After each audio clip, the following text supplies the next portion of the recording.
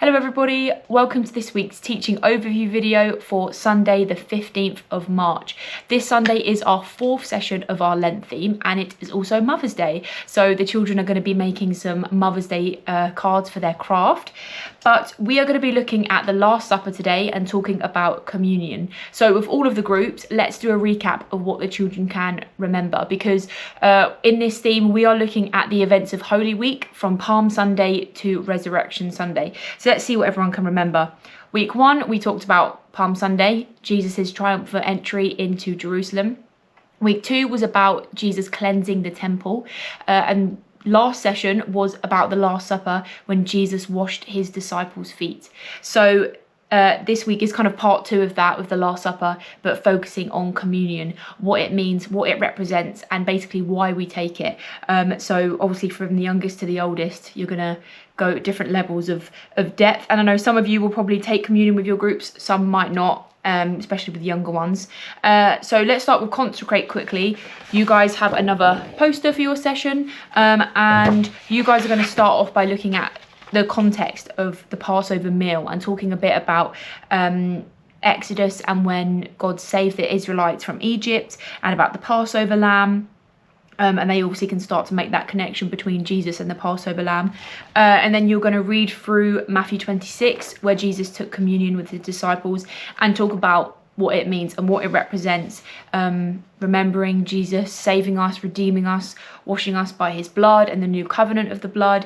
Remembering Jesus' promise he's going to come back again. And whether you take communion or not, it's also important for us to mention the Bible tells us to examine our hearts before we take communion. This is something we should take seriously. And so before we take communion, we want to ask God for forgiveness for anything. Make sure it's something we're taking seriously, and it's for something for people that believe in Jesus. It's not just for anyone to take. So whether you take it or not, let's just teach that to the youth as well. And then obviously they can respond in prayer even if you don't take communion. With the children, fairly similar. The younger groups, you're going to read from the My Big Story Bible, page 204, Jesus' last meal with his disciples. And again, it kind of just summarises Matthew chapter 26 and talks about Jesus breaking bread.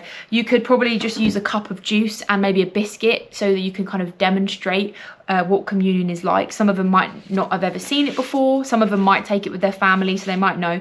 But even though we're not going to take it with them, you could show them the juice and the bread and what Jesus did, and how we take it to remember Jesus' sacrifice for us, that he saved us, that he shed his blood for us and we're forgiven through him, and that we can celebrate he's going to come back again.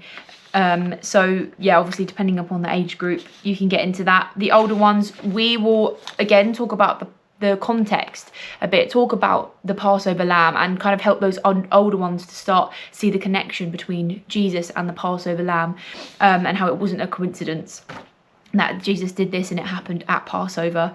And then again, reading from Matthew 26 and talking about what communion means, and again, how we should take it seriously and examine our hearts. You could lead through a prayer time of this. So that's all for the teaching. On your USB stick, you've got the Story of the Cross song. This could be a good one for you to use today, maybe as a time of worship to respond if we're not actually taking communion, and we can thank Jesus for what he's done for us. You have the Easter action game, which is kind of described in your leader's notes, which is a fun one. No egg hunt for this week, but we will try and do it again maybe next week or the week after. There's plenty of other songs and games on your USB stick. For craft, we will be making Mother's Day crafts, so I will send you a bunch of cards and envelopes and stickers, and they can write something thoughtful in there for their mothers or whoever takes care of them. We know not all of our children live with their mums, so let's just be sensitive to that, but encourage them to write something meaningful or draw something meaningful for an important female in their life. We also have a Spot the Difference that all of the groups can give a go, and a colouring of our memory verse today. Do this in remembrance of me. So if you have any questions, please let Dave or I know. We have then 2 more sessions until it's actually Easter, so which is quite crazy to say. We have our Palm Party on Palm Sunday, the 29th, 3 till 5 p.m. here at Foundry Lane. If you would like to get involved and help out, please let Dave or I know. There's going to be plenty of games, craft, different activities going on. It's always a really good time, and invite families that you know that maybe don't know Jesus, as we see these parties as an outreach, not just a party. Although they are very fun, it's a great opportunity for us to share the gospel with families and with children that might not otherwise have an opportunity to hear the gospel. So let's encourage the children as well to invite friends from school, family members that don't know Jesus. So that's going to be a lot of fun.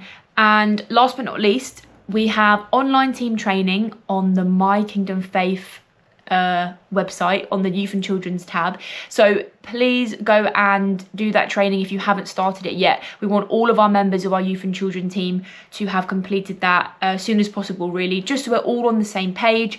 It's aimed to be helpful and to be encouraging. So please go and give that a go if you haven't yet. And I think that's everything. So have a lovely Sunday. I will be in Crawley this Sunday, so if you don't see me in Horsham, if you've got any questions, go to Dave, and I'll see you guys over in Crawley. And have a blessed week and see you soon.